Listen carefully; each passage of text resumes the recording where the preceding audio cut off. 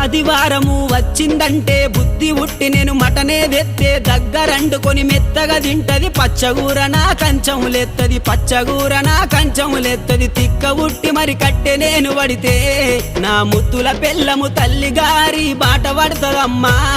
నా రంకుల పెళ్ళము వద్దంటే వినవే ఓయమ్మా నా ముత్తుల పెళ్ళమా మంకు పడితే మానవే ఓయమ్మా నా రంకుల పెళ్ళమా